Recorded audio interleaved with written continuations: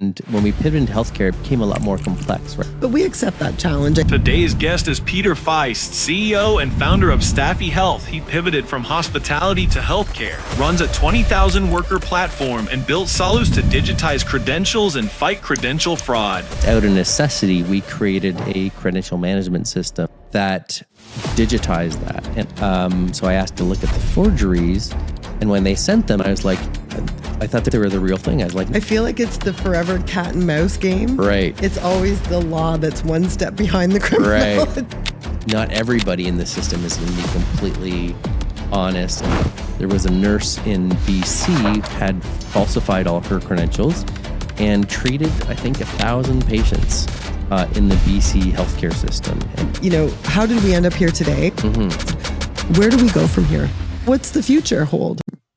Welcome, everyone. I'm Kerry Stewart, Vice President of Lion Healthcare. I'm joined today by CEO and founder of Staffy Health, Peter Faist. I'm very excited to talk to Peter, although I do have a frog in my throat, and he's been very patient with my raspy voice to discuss our partnership, to discuss insights in long-term care, retirement, and healthcare. So, Peter, we were just chatting before we went live here about credential management. And I know I was with you in the early stages when I was an administrator. I was thinking, the fraud part, the falsifying documents, that's a real problem. But the truth is we didn't run into it all the time, but we still realize there's a value in digitally managing credentials and having some oversight. What's been your experience and what's sort of happening in the industry to support moving that part of the business forward? What's happening? Right. So in running my company Staffy, we started off in hospitality and we pivoted into healthcare. And when we pivoted into healthcare, it became a lot more complex, right? So in hospitality, you have like a resume, and you might have your food handlers and your smart serve and that kind of thing, and that was the extent of it. But when we pivoted into healthcare, it became a lot more complex because you have immunization records, CPR, N95, first aid certificates, COVID vaccinations, etc. And so basically just out of necessity, we created a credential management system that digitized that. And I remember very early on, we had somebody who worked with us in 2015 when we started in hospitality, and she left to become a nurse. And she came back just prior to the pandemic but before we did our pivot, and we started creating this solution. And as she's watching what we're doing, she's like, this is incredible. Like, this should be its own product essentially.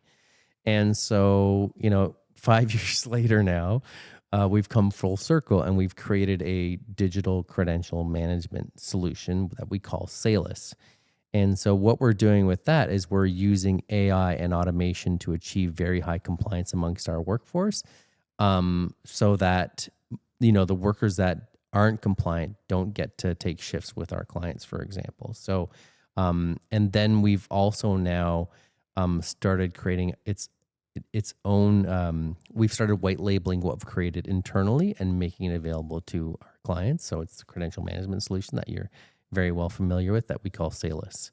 And so what we're seeing is that the advent or the predominance of AI has created a environment where it's much easier to forge a document in a more diligent way, if you will. Because we have 20,000 workers on the platform. We've seen, thousands, probably thousands of forgeries or whatever. And usually they're very clumsy. And so it's like they use a different font, or, you can tell that it's been inserted, or the formatting is off, whatever. And then the other day, we had learned of somebody that had forged some documents.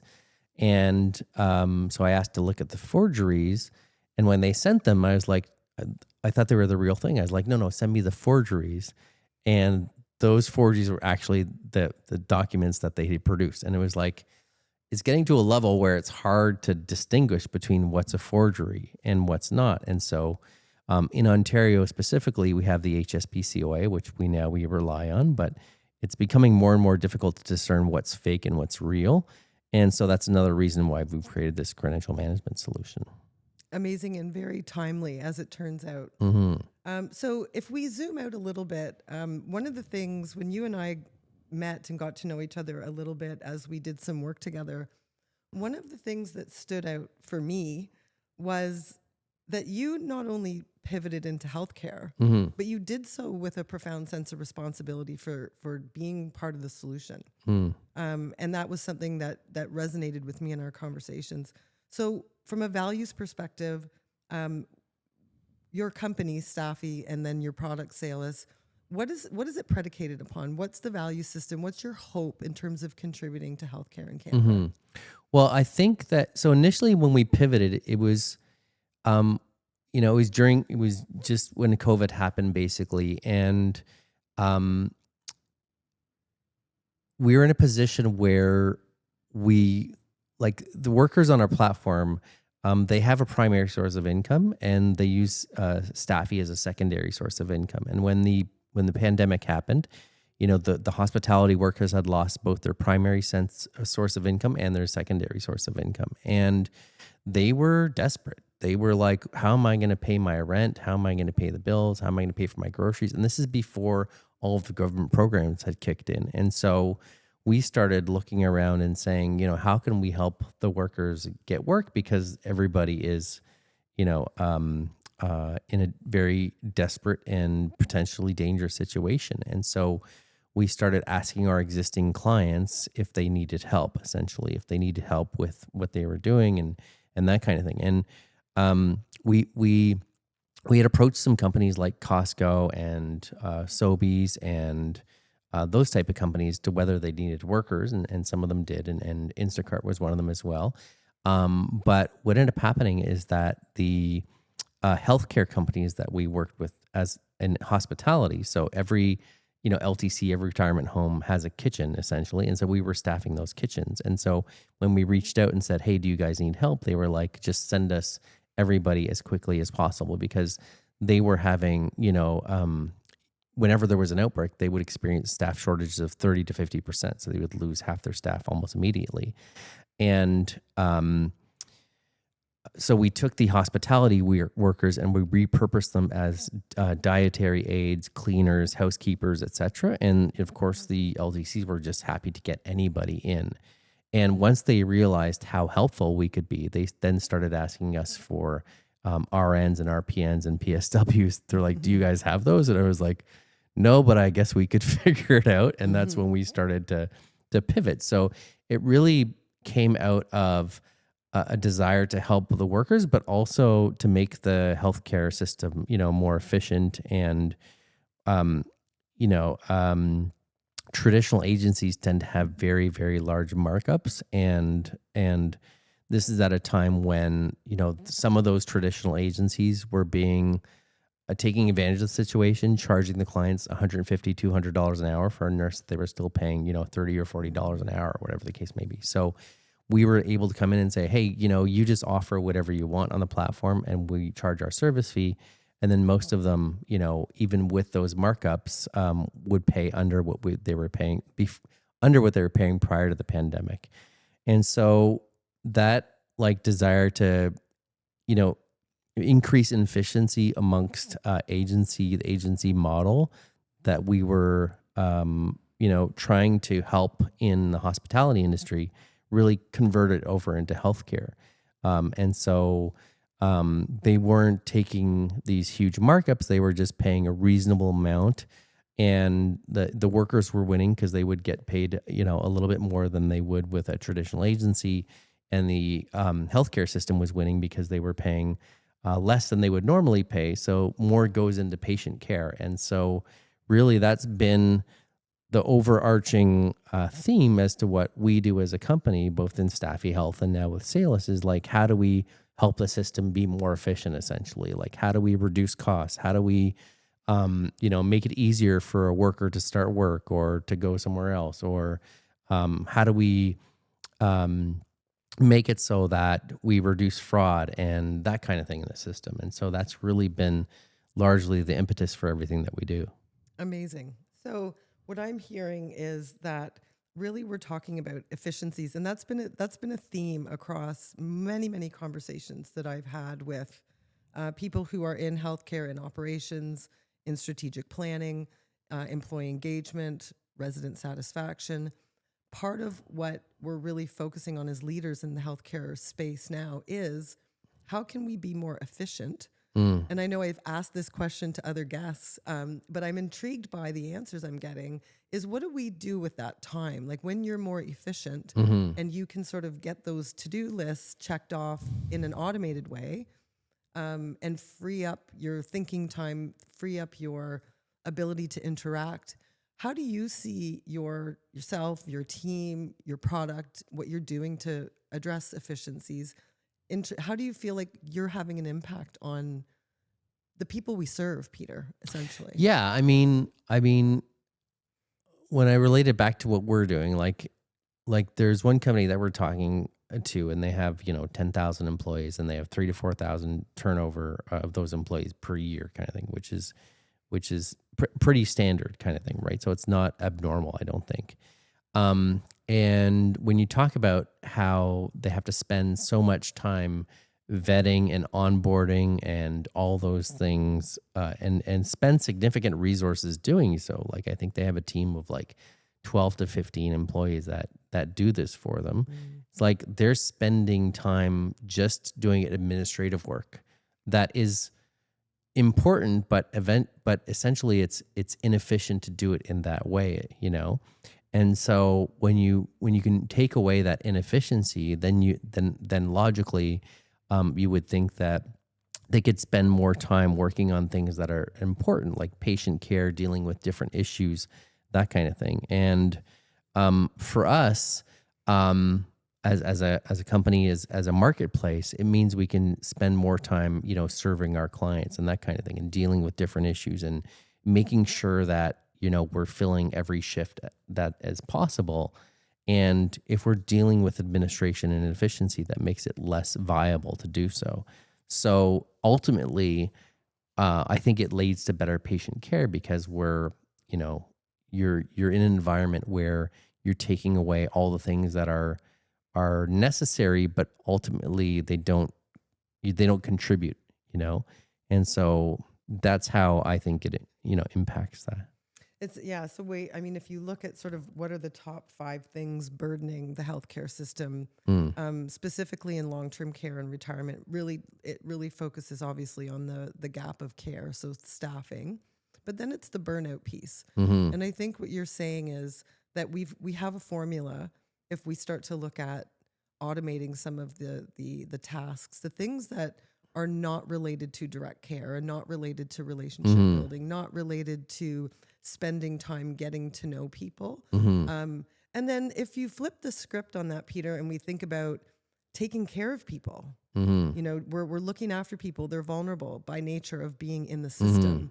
So the security part of what you do and sort of, the responsibility that you have, what's both ends of the spectrum there? Like you might have somebody that doesn't realize their CPR certificate is out of date, but then on the other hand, there's some other things going on. So how are you guys addressing that?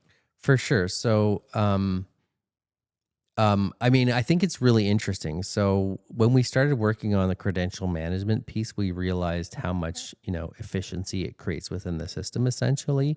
And, the workers on our platform, for example, if their first aid certificate expires, they'll get a notification like 30 days before that says, hey, your certificate expiring. And then, if they don't upload a new certificate and get it approved within those 30 days, they lose access to our platform basically. And they aren't able to apply for shifts until they get that credential updated. So I think it happens all the time where, nurses, for example, have so many different certifications, and they might have an ICU level 3 and wound care and those certificates or that experience or certificates, and they have different places where they need to get things recertified or whatever. So they inevitably lose track.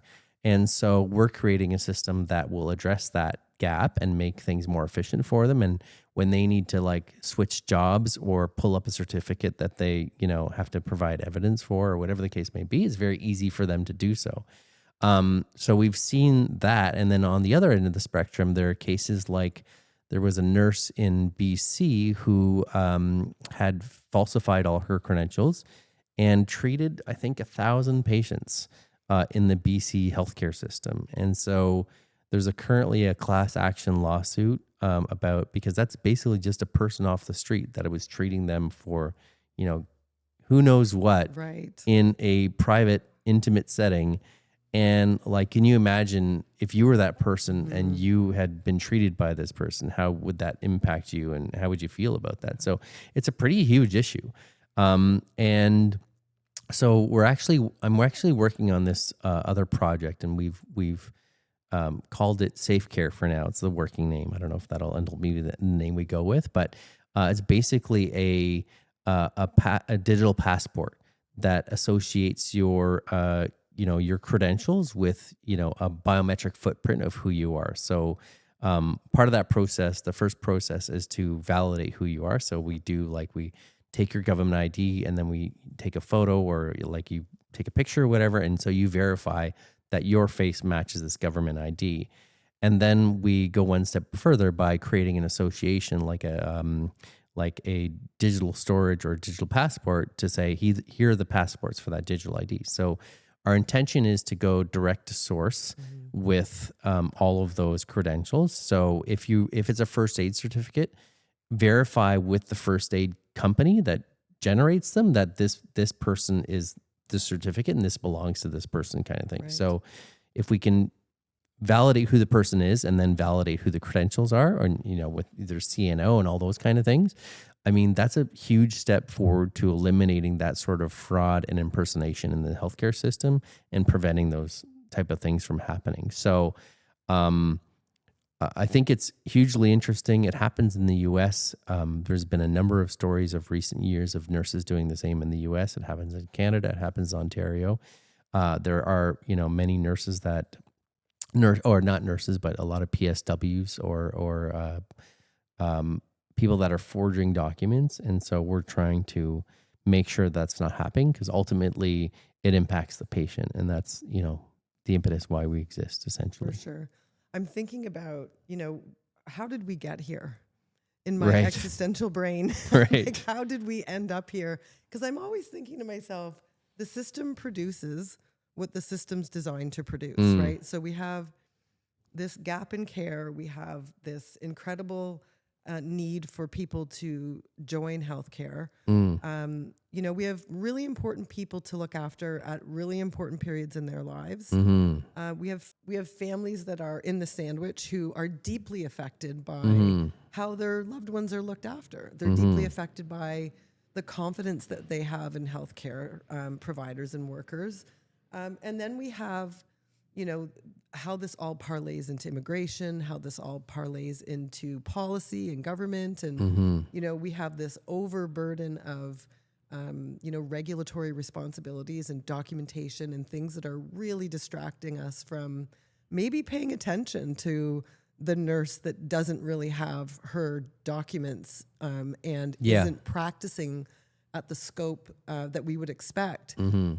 So to me, like, how did we get here? And more importantly, what's the path forward? What's the way out of being in a situation where, it seems like when you focus on one thing, you're opening up vulnerability on another. And in your opinion, Peter, where do you think, we can really plug the hole and make sure that we're doing a good job?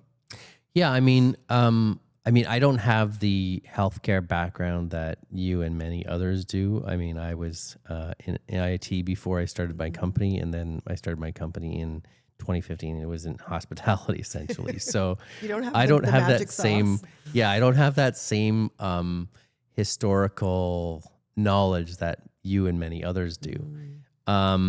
So I can only, from a bit of an outsider's perspective, share what I think, essentially, and it's a little bit different. But I would say that what's interesting is that we never would have I don't think we ever would have been able to pivot into healthcare had it not been for the pandemic.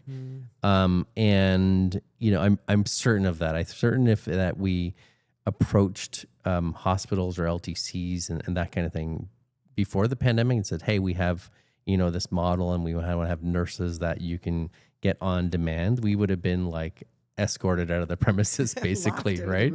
Yeah, but what happened during the pandemic is I think it opened the door to innovation, and because it was out of necessity essentially. Like there was a lot of problems that didn't have or issues that didn't have solutions, and that allowed us to insert ourselves in the conversation and make that part of the system a little bit more efficient. So yes, do other things happen that lead to that for sure.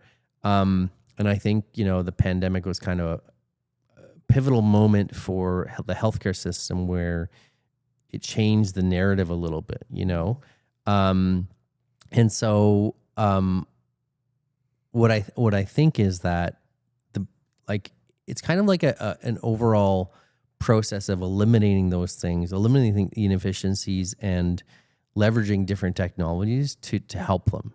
And so, I don't know where and when that leads to other problems, but I think there are lots of different innovative solutions that will help the healthcare system, and hopefully, Salus or Safecare will be part of that. Yeah, I think you're right. There's, if you are a silver lining person, like I often find myself thinking about, there are good things. I mean, horrifying things that came out of that time in our lives, and it's certainly not something that we would think about or talk about casually in healthcare. But there are events in life that sort of break open opportunity, and either you're there to meet it or you're not. And you wonder, okay, could this have been coming all along? Did we just reprioritize things that we knew were a challenge? Did this force us to look sort of under the hood and say, yeah, well, we've been clinging to life here for a long time on this system, and resistant to changing to some of those automated, the technology innovation, because we know it's there, right?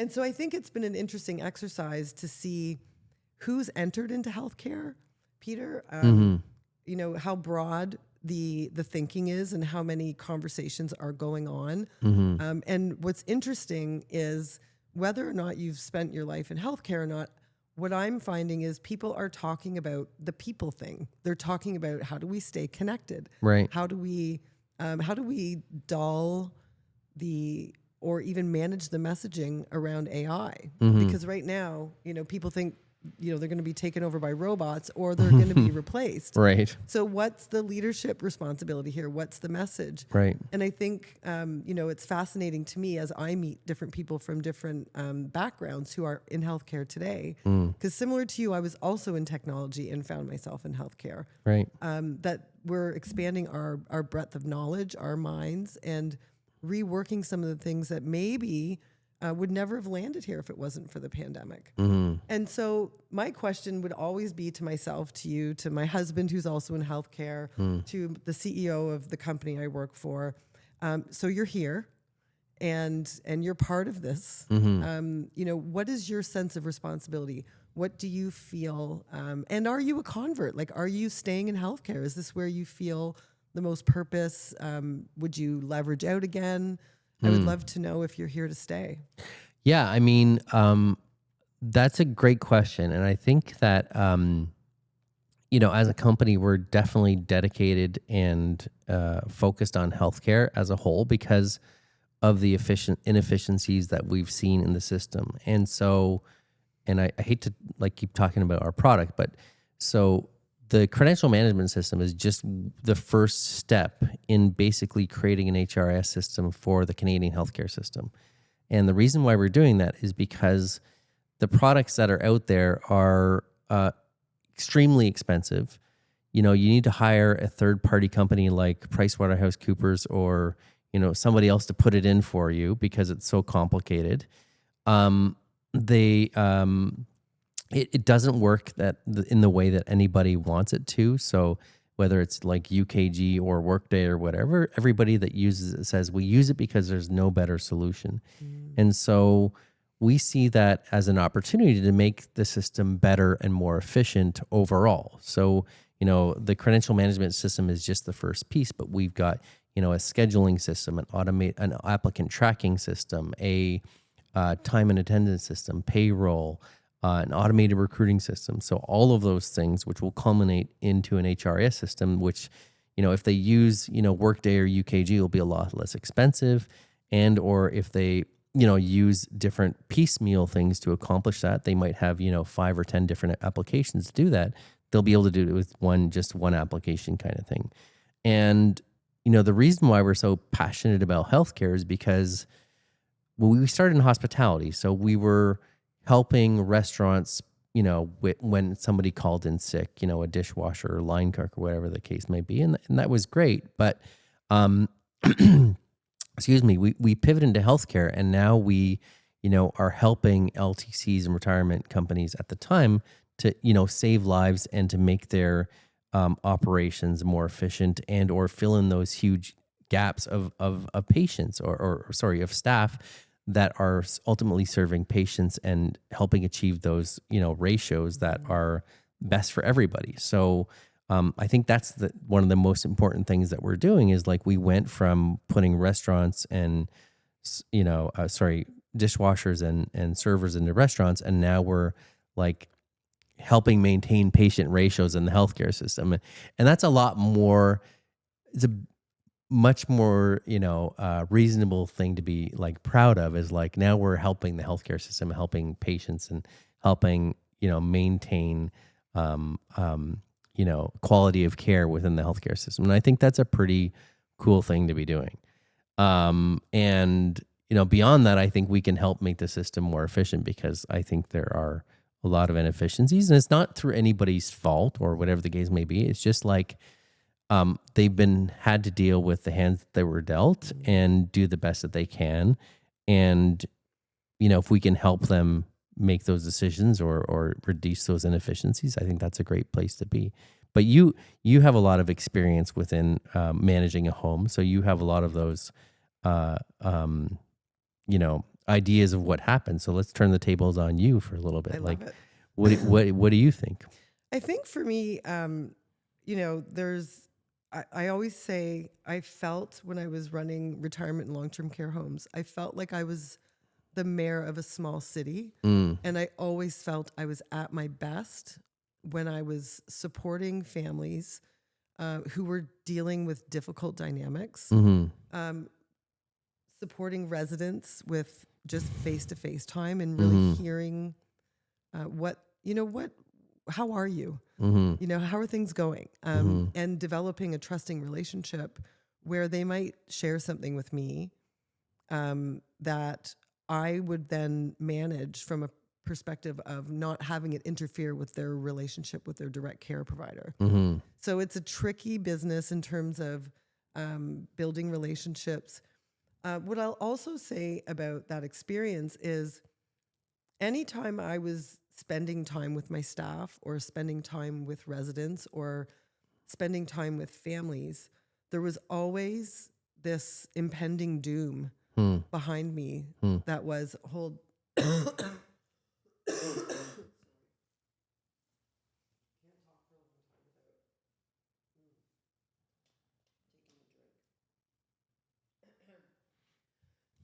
while I was spending that very important, critical time with families and just FaceTime with everybody, I always felt the pressure of the tasks. Right. Like we have the fire drill coming up. We have, a proactive inspection coming.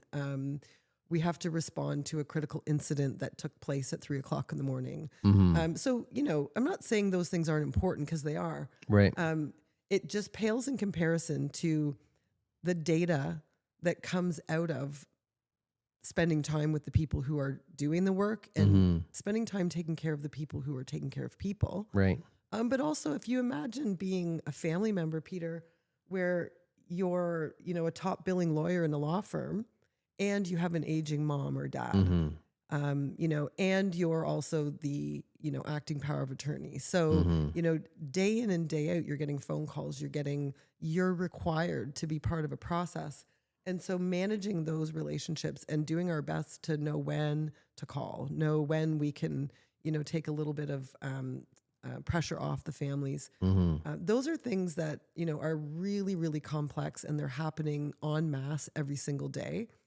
So when I think about, what would most benefit the industry, like, I have to agree with the people that I've so far met with, and that is it's efficiencies, it's the tasks, but it's also the communication. I think what's really, really important here, and I hope it is not lost on our audience, is it isn't about just making the efficiencies, or making things better. It's not just about making it more, better, different, faster. There's a goal behind it. But it's also about communicating what to do with your time when you free it up. What are those high value exercises, like, spending 2 hours in the morning doing rounds, which I would do, or, taking a little bit of extra time in the morning to go visit your staff and see how they're doing. Do you need anything? Are you out of anything? Just because I was the general manager, executive director, or administrator of the home, it does not negate the value of understanding what's going on at every level. Right. And in order to do that, I needed somebody to give me my time back. And I needed there not to be big consequences for me doing what was right. Right. And I think that's where our industry needs to head, and think very clearly about what I've just said in that statement.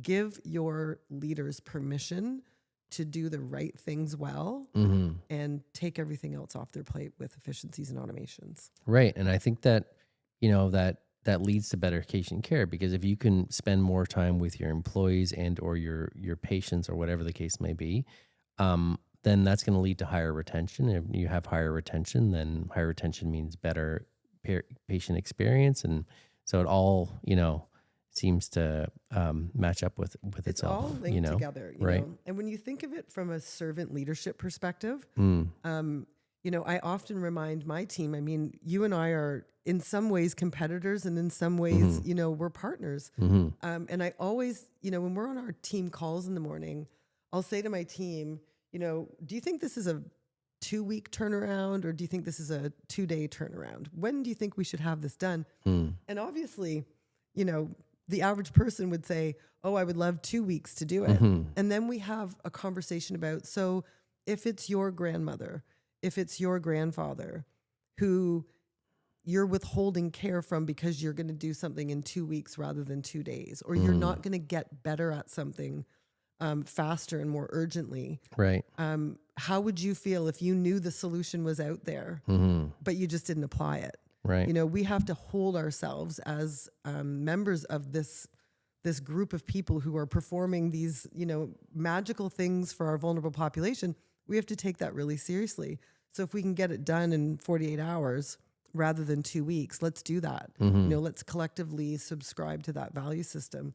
That makes sense. And even as, a third-party staffing firm and partner, I'm proud, and I know you are, because we've had those conversations, Peter. We're proud of that value. We're proud that we're doing things for the healthcare system and long-term care and retirement. Entirely. That do, essentially get felt at the bottom line, get felt by people who are experiencing the service.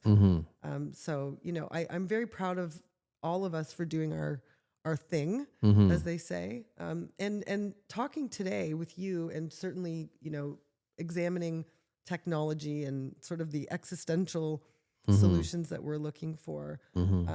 You've pivoted into healthcare, as you said, from hospitality. But I feel like we're very fortunate to have inherited you, because you're not just squarely in tech. You're thinking about the people.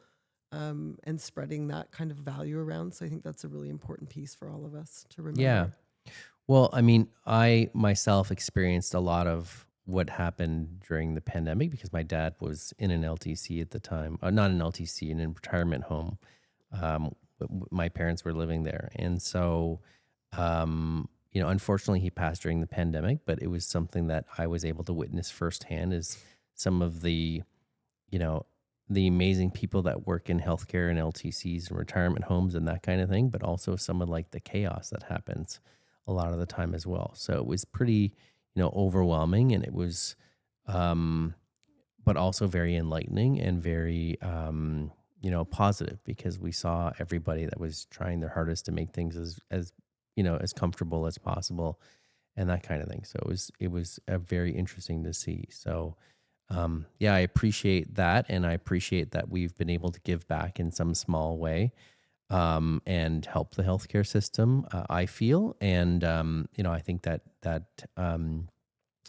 is really like why we're focused on healthcare as a whole, as being our, what we want to do with the future of the company, essentially, because it's so important to us.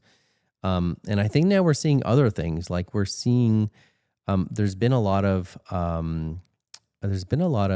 like trepidation about like agency use and stuff like that, and nurses and that kind of thing, and whether that's contributing in a positive or negative way to the system.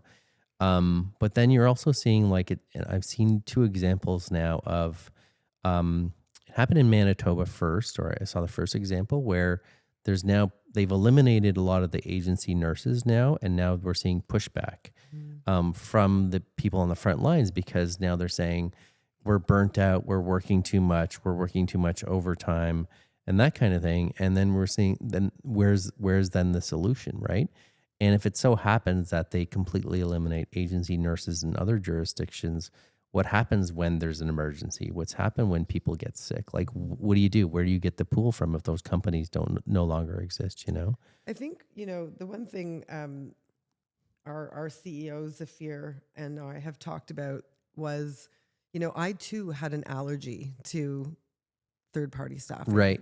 When I was leading through the pandemic. And so I've had firsthand experience both with the lack of quality, the lack of response when something goes wrong. Like you need full participation from your partners. Right. If there's a critical incident, I need to know that the person running the agency has a clue about healthcare and knows the urgency of responding. Because if you have somebody that's not part of your culture and not part of your day-to-day team, there is a distance from responsibility. Like that for sure has been documented repeatedly.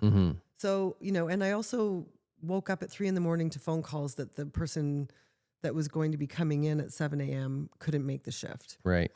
And then I had my go-to agencies that I would call. Right.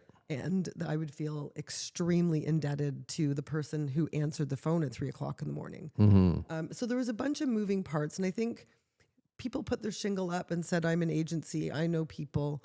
And I experienced repeatedly when something happened, two people show up that they represent the organization that is providing staff, but they weren't able to have an effective conversation about recourse, education, quality. There was no HR response to, a med error or something that, really impacted the quality of care we were providing, and certainly the team in general. Right. So I think, the important piece was cost. Like obviously there was capitalization on the need, and it feels kind of dirty when you think back that, that human beings, people needing care, needing basic care. And we were over here in a marketplace bargaining for how much that was worth to people. Right. And I think we've moved past that. I know as an organization, one of the reasons, or certainly one of the conditions that we agreed to was I'll work on what we, sort of had dubbed the dark side, and that's agency out of, managing the homes. If you are willing to provide the resources to reinvest in training, in HR oversight, in having, clinical regional people that actually go into the homes and support the staff, and that there's the resources to build those corporate relationships. And, here I am nearly a year and a half later, very, very satisfied with, what we're doing to make that difference. But it still begs the question, with a zero agency mandate in almost every single provider, are we being honest with ourselves? Like, is the toothpaste out of the tube? And are Right. there other things that people are attracted to in the agency job rather than the direct care job being hired in the home?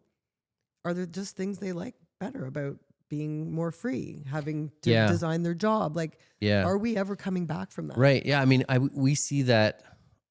We see that in what we do. You know, some people just prefer to float around from different agencies or companies or whatever the case may be, and then pick and choose when they want to work and where they want to work, kind of thing. You know, and they want that autonomy. And certainly, I think technology has enabled that for sure. Whereas previously, it would be, you know, especially for the workers on our platform, like if you wanted a part-time job, what do? So you go and you apply to a company, and then maybe you get an interview kind of thing, and you are required to work at least 2 shifts a week or something like that, right? And then does those 2 shifts a week fit in with your schedule or what you're doing with your full-time job or whatever the case, or the other agencies that you're working for, the other platform, whatever the case may be. So it's a different conversation now, I think, where workers have the ability to be more autonomous and work when and where they want. And, you know, I think certainly some people prefer that. And, you know, when I think about, like, are we being honest with ourselves? Like, I don't have any context for that, you know, question or whatever, but I think that, you know, we get a lot of, as a marketplace in our company, we get a lot of last minute calls. So a nurse will call in sick, or a dishwasher, a PSW, or whatever the case may be. And then, you know, that home is left scrambling to replace that person. And, you know, maybe their existing employees don't want to come in on their day off or incur more overtime, or maybe they're already tired or burnt out, or whatever the case may be. So we give them that ability to have somebody come in and, you know, play that part in their home. And it's typically people that have worked in that home before, because they don't want to have to orient somebody and train somebody, you know, and that kind of thing. So I think it's a very, like, useful tool for operators and people that run homes, as opposed to, like, what if you can't get that PSW? Then what do you do? Like, if you have that zero agency mandate, like, literally what do you do? So does now the executive director have to step in and do the PSW's work or whatever? Like, I don't know. Typically, they wouldn't be qualified to do that. Right. Like, that's the crazy part, right? Like, you're very singular in what your scope of practice is in the field. True. Yeah. But I do think it's just a matter of playing nice in the sandbox, as they say.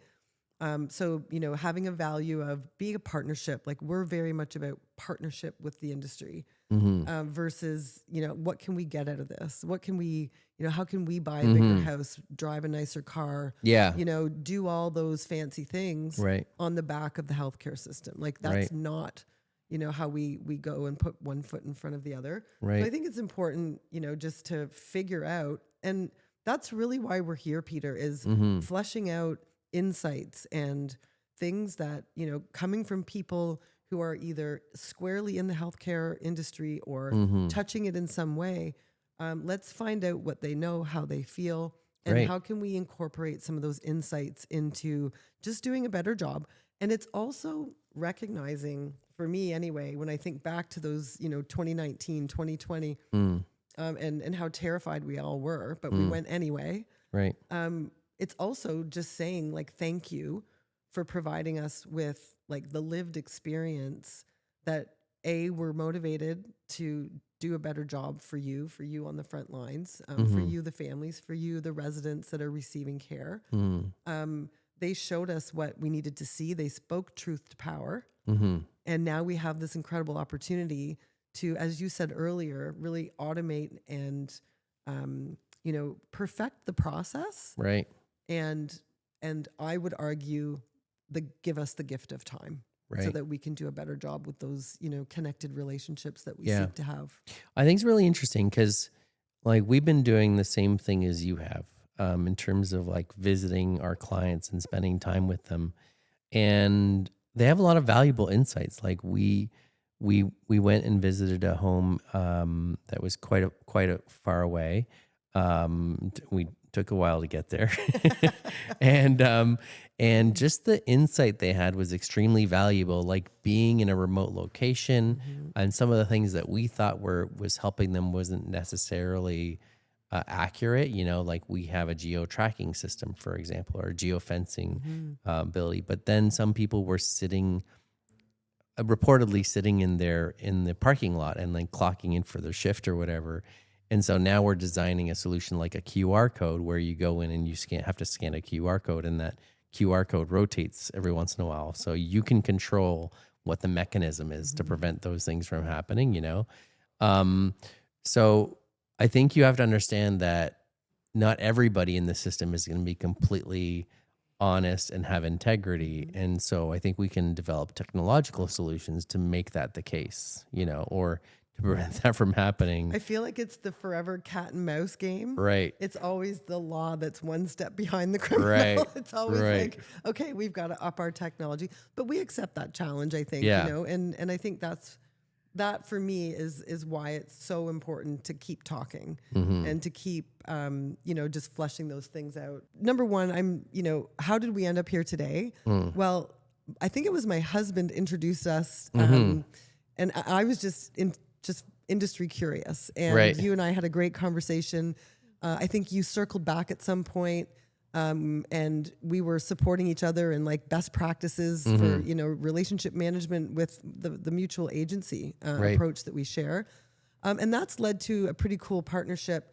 I know that amongst our team, we talked a lot about wanting to bring economies of scale and bring technology to our clients, and not have them experience the real overhead of hiring individual companies to do individual things. Right. And from that came a partnership with Salus, which we're very proud of.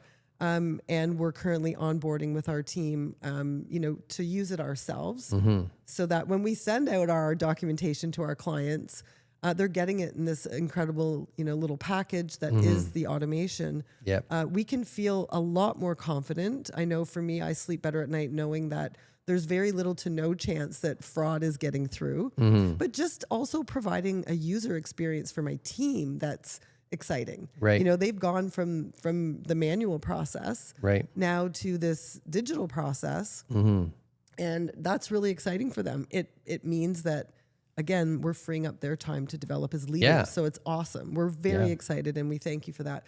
It's also a really pretty product, I have to say. Thank you. Like I'm very focused on the ratings. I'm like, the idea of knowing if somebody's reliable or not, as you look at the scope of what you do. So I just wanted to first say thank you for your partnership. Thank you for coming today. And sharing your insights with us on the Line Healthcare podcast. I think it's really important, to share that time and certainly give the opportunity to our audience to pull out what's important to them and apply that to their strategic plan or, their engagement with their employees, et cetera. I have one last question for you. So what's the future hold? What's the future focus? Because like any CEO, I'm sure you're thinking about 2 years, 3 years, 5 years down the road. Where do we go from here? Right. Well, for us, we're focused on our SaaS platform, essentially our software, our credential management system, and then the other things that will culminate in an HRIS system. But also, we're working on an interesting project with, as I referenced earlier, with a company off the West Coast called Certain. It's not overly formalized yet, but we've been talking to a lot of healthcare experts about the existing credential management system and that kind of thing within the broader public space. And so they are a background checking company. They do employment, they do biometrics and that kind of thing. And we're kind of merging our two technologies to we want to create a public credentialing system where if you're an institution or a government or the case may be, you can verify that this person is is the correct person, has these credentials associated with them. And so completely eliminate the fraud and inefficiency that exists in the system now. So that's kind of the exciting things that we're working on. And just we pivoted into healthcare, and now we're basically pivoting into software. And the start of that is our partnership with Salus, which is really cool, and we're really excited about it, and we're really thankful for you and Lion Care and Zafir for doing that and believing in us. We do. We absolutely believe in you. And we're excited for your future because I do believe that it aligns with what we're looking at and gives us an opportunity to provide more, better, different to our clients and continue to elevate our services. So again, thank you for coming today, Peter. We look forward to hearing from you again in the future. Thank you for having me.